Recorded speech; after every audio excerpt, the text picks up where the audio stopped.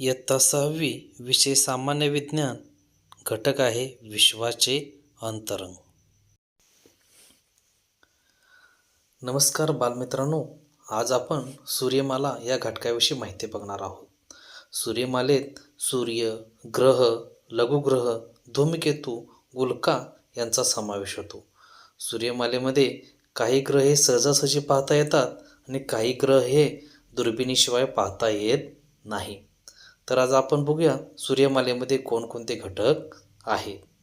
बघा, सूर्यमालेमध्ये हा सर्वात महत्त्वाचा घटक आहे आणि ह्या घटकाचं नाव आहे सूर्य. हा का आहे? सूर्य आहे. सूर्य हा पिवळ्या रंगाचा व मोठा तारा आहे. सूर्यमालेच्या केंद्रस्थानी हा सूर्य असतो. सूर्याच्या पृष्ठभागाचे तापमान सुमारे 6000 अंश सेल्सिअस इतके आहे. सूर्याचा आकार एवढा मोठा आहे की त्यामध्ये पृथ्वी एवढे 13 लाख ग्रह सहज सामावू शकतील. सूर्याच्या गुरुत्वीय बलामुळेच सूर्यमालेतील खगोलीय वस्तू त्याच्याभोवती फिरतात. अशा पद्धतीनं सूर्य हा स्वतःभोवती फिरत फिरत आकाशगंगेच्या केंद्राभोवती सुद्धा तो फिरत असतो. हा झाला सूर्यमालेतील महत्त्वाचा घटक. आता सूर्यमालेमध्ये एकूण 8 ग्रह आहेत. त्यातला हा आहे पहिला ग्रह. या ग्रहाचे नाव काय आहे? बुध. हा ग्रह कोणता आहे? बुध. सूर्यापासून सर्वात जवळचा ग्रह. बघा, सूर्यापासून दूर असताना पृथ्वीवरून फक्त सकाळी आणि संध्याकाळी दिसतो. या ग्रहावरती उल्कापातामुळे निर्माण झालेले ज्वालामुखीच्या मुखासारखे दिसणारे खड्डे पाहायला मिळतात. हा सूर्यमालेतील सर्वात वेगवान असा ग्रह आहे. हा ग्रह स्वतःभोवती फिरत फिरत सूर्याभोवती अशा पद्धतीनं फिरत असतो. त्यानंतर आपल्याला बघायचं आहे सूर्यमालेतील दुसरा ग्रह. हा आहे सूर्यमालेतील दुसरा ग्रह. याचे नाव काय? तर या ग्रहाचे नाव आहे शुक्र. सूर्यमालेतील सर्वात तेजस्वी असा ग्रह म्हणून शुक्रला ओळखलं जाते. सामान्यतः सूर्योदयाच्या आधी पूर्व दिशेस व सूर्यास्तानंतर पश्चिम दिशेस आपल्याला हा पाहावयास मिळतो. शुक्र स्वतःभोवती फिरत फिरत पूर्वेकडून पश्चिमेकडे फिरतो आणि सूर्यमालेतील सर्वात तप्त ग्रह म्हणून या शुक्र ग्रहाला ओळखलं जातं. शुक्र स्वतःभोवती फिरत फिरत तो सूर्याभोवती फिरत असतो. प्रत्येक ग्रहाला फिरण्यासाठी स्वतःचा प्रदक्षिणेचा मार्ग आहे. त्याला आपण भ्रमणकक्षा असं सुद्धा म्हणतो. अशा पद्धतीनं हे 2 ग्रह आपण बघितले. आता आपल्याला सूर्यमालेतील तिसरा ग्रह बघायचा आहे. हा आहे तिसरा ग्रह. या ग्रहाचे नाव काय? पृथ्वी. या ग्रहाचे नाव आहे पृथ्वी. पृथ्वीचं वैशिष्ट्य म्हणजे फक्त पृथ्वीवरच का आहे? जीवसृष्टी आहे. पृथ्वी स्वतः चुंबक असल्याने पृथ्वीभोवती चुंबकीय क्षेत्र आहे. या चुंबकीय क्षेत्रामुळेच सूर्यापासून येणारे हानिकारक किरण पृथ्वीच्या ध्रुवीय क्षेत्राकडे वळतात. पृथ्वीला फक्त एकच उपग्रह आहे आणि त्या उपग्रहाचं नाव आहे चंद्र. पृथ्वीचा परिवलन काल हा 24 तास आहे आणि पृथ्वीचा परिभ्रमण काल हा 1 वर्ष म्हणजेच 365 दिवस असं आहे. पृथ्वीवर वातावरण आहे. पृथ्वी ग्रहाभोवती कडी आहे का? तर नाही, पृथ्वी ग्रहाभोवती कडी नाही. अशा पद्धतीनं सूर्यमालेतील हा तिसरा ग्रह म्हणजे कोणता आहे? पृथ्वी आहे. पृथ्वी स्वतःभोवती फिरत फिरत सूर्याभोवती सुद्धा फिरत असते. हा आहे चौथा ग्रह सूर्यमालेतील. या ग्रहाचे नाव काय? तर हा ग्रह आहे मंगळ. सूर्यमालेतील हा चौथा ग्रह आहे. मंगळावरील मातीत लोह असल्याने त्याचा रंग लालसर दिसतो, म्हणून त्याला आपण लाल ग्रह असेही म्हणतो. मंगळ ग्रहावर सूर्यमालेतील सर्वात उंच व लांब पर्वत ऑलिम्पस मॉन्स हा आहे. मंगळ ग्रहाला एकूण 2 उपग्रह आहेत. मंगळ ग्रहाचा परिवलन काल 24 तास 37 मिनिटं आहे आणि परिभ्रमण काल 1.88 वर्ष अशा पद्धतीचा मंगळाचा परिभ्रमण काल आहे. मंगळावर चुंबकत्व नाही. मंगळ स्वतःभोवती फिरत फिरत अशा पद्धतीनं सूर्याभोवती सुद्धा काय करतो, प्रदक्षिणा घालतो. अशा पद्धतीनं हा का आहे, मंगळ ग्रह आहे.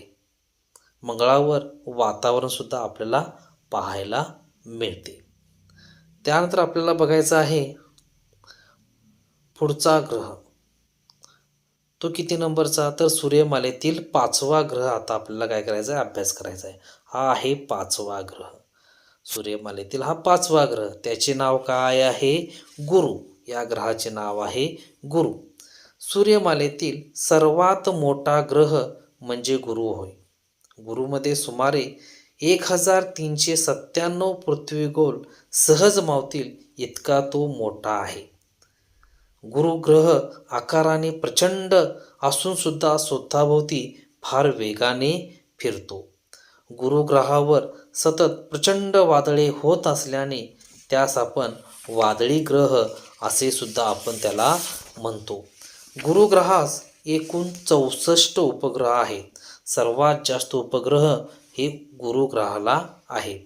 गुरु ग्रहाचा परिवलन काल 9 तास 56 मिनिटं आहे आणि परिभ्रमण काल 11.87 वर्षे इतक्या आहे.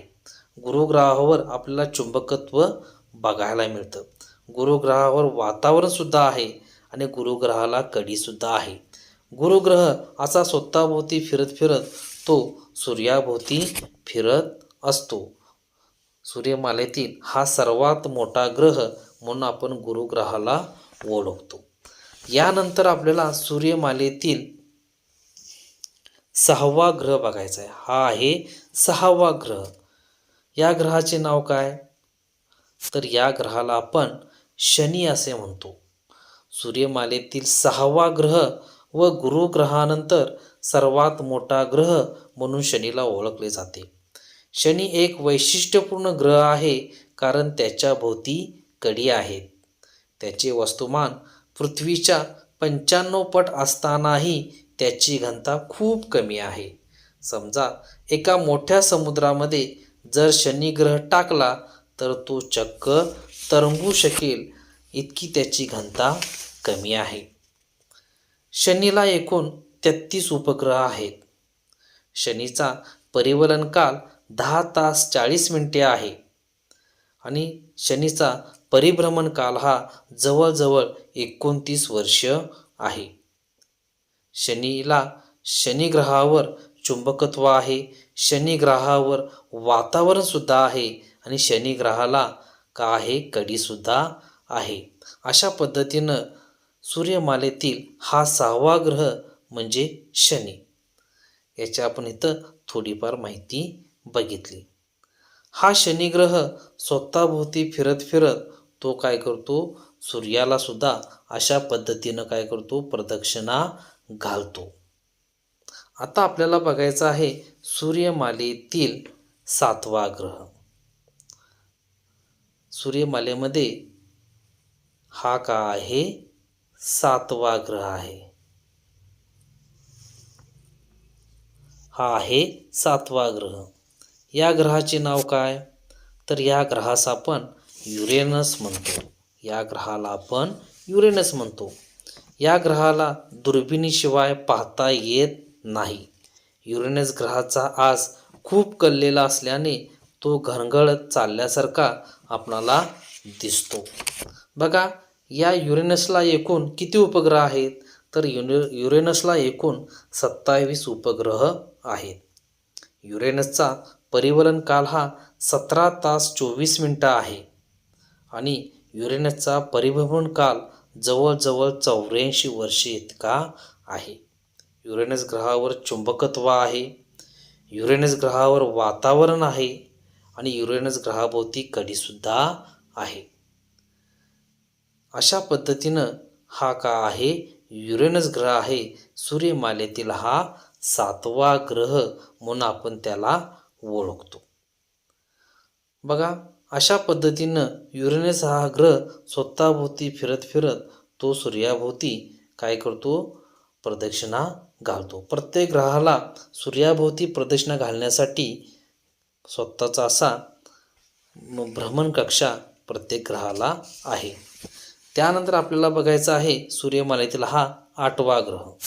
या ग्रहाचे नाव आहे नेपच्यून. सूर्यमालेतील 8वा ग्रह म्हणून आपण नेपच्यूनला ओळखतो. नेपच्यूनवरील एक ऋतू सुमारे 41 वर्षांचा असतो. या ग्रहावर अतिशय वेगवान वारे वाहतात. या नेपच्यूनला एकूण 13 उपग्रह आहेत.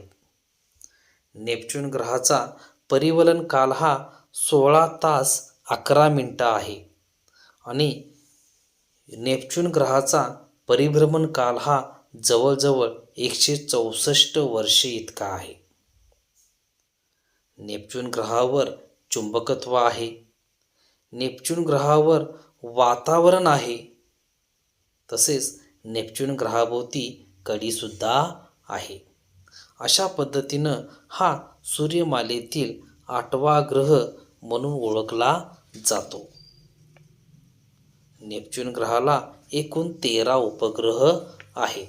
नेपच्यून ग्रहाला एकूण 13 उपग्रह आहेत. अशा पद्धतीनं आपण सूर्यमालेतील प्रमुख घटक किंवा केंद्रस्थानी कोण आहे तर सूर्य आणि त्या सूर्याभोवती फिरणारे या सूर्यमालेतील एकूण 8 ग्रह या ग्रहांची आपण काय केलेली आहे इथं माहिती बघितलेली आहे. बघा अशा पद्धतीनं ही सूर्यमाला आपल्याला दिसते. मध्यभागी सूर्य आणि त्याच्याभोवती हे 8 ग्रह त्या सूर्याभोवती सतत असे मार्गक्रमण फिरत असतात. अशा पद्धतीची आपली ही सूर्यमाला आहे. आता सूर्य ग्रह ह्या व्यतिरिक्त आणि काय काय सूर्यमालेमध्ये असतं तर त्यानंतर आपल्याला बघायचं आहे तर त्याच्यामध्ये उपग्रह आहे. उपग्रह म्हणजे काय? सूर्याभोवती स्वतंत्रपणे न फिरता विशिष्ट ग्रहाभोवती फिरणाऱ्या खगोलीय वस्तूंना उपग्रह म्हणतात. ग्रहासारखे उपग्रह सुद्धा स्वतःच्या अक्षावर स्वतःभोवती फिरतात. चंद्र हा पृथ्वीचा उपग्रह आहे. त्याच्यावर वातावरण नाही. बुध आणि शुक्र यांच्याशिवाय इतर सर्व ग्रहांना उपग्रह आहेत. चंद्राचा भ्रमणकाळ आणि परिवलन काळ 27.3 दिवस इतका आहे. अशा पद्धतीनं प्रत्येक ग्रहाला बुध आणि शुक्र सोडलं तर प्रत्येक ग्रहाला हे काय आहेत उपग्रह आहेत. त्यानंतरचा घटक कोणता तर लघुग्रह. लघुग्रह म्हणजे काय? सूर्यमालेतील ग्रहांच्या निर्मितीच्या वेळेस ग्रह बनण्यास निष्फळ ठरलेल्या लहान लहान खडकांना लघुग्रह म्हणतात. मंगळ आणि गुरु या ग्रहांच्या दरम्यान खगोलीय वस्तूंचा पट्टा निर्माण झाला आहे. सर्व लघुग्रह सूर्याभोवती परिभ्रमण करत असतात. अशा पद्धतीचे हे लघुग्रह असतात. त्यानंतर बघायचं आपल्याला बटुग्रह म्हणजे काय? बटुग्रह म्हणजे काय? सूर्याभोवती प्रदक्षिणा घालणारी लहान आकाराची खगोलीय वस्तू म्हणजे बटुग्रह होय. प्लुटोसारख्या खगोलीय वस्तूचा बटुग्रहात समावेश होतो. प्लुटोला सूर्याभोवती फेरी मारण्यास 248 वर्षे लागतात तर परिवलनास 6.38 दिवस लागतात. अशा पद्धतीनं प्लुटो हा एक आहे बटुग्रह आहे आणि बटुग्रह हे सूर्यमालेचेच काय आहेत घटक आहे. त्यानंतरचा आपल्याला घटक बघायचा आहे धूमकेतू. धूमकेतू म्हणजे काय? धूमकेतू म्हणजे सूर्याभोवती प्रदक्षिणा घालणारे अश्नी गोल होय. धूमकेतू हे धूळ व बर्फ यापासून तयार झालेले असून आपल्या सूर्यमालेचा एक घटक आहे. धूमकेतूने पृथ्वीजवळ येणे ही घटना फार पूर्वीपासून अशुभ मानली जात होती. सूर्यापासून दूर असताना ते बिंदूप्रमाणे दिसतात. मात्र सूर्याजवळ आल्यावर सूर्याच्या उष्णतेमुळे व कमी अंतरामुळे ते डोळ्यांना सहज दिसू शकतात. धूमकेतू गोठलेल्या द्रव्यांनी व धूलिकणांनी बनलेले असतात.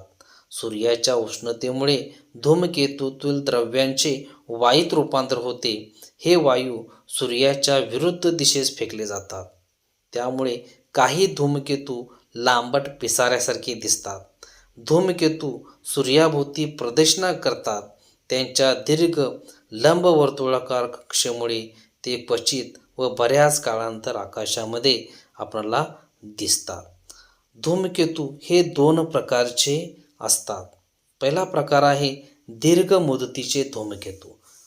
यामध्ये काय येतं तर या धूमकेतूंना सूर्याभोवती एक फेरी पूर्ण करण्यास 200 वर्षापेक्षा अधिक कालावधी लागतो. अशा धूमकेतूंना आपण दीर्घ मुदतीचे धूमकेतू असे म्हणतो.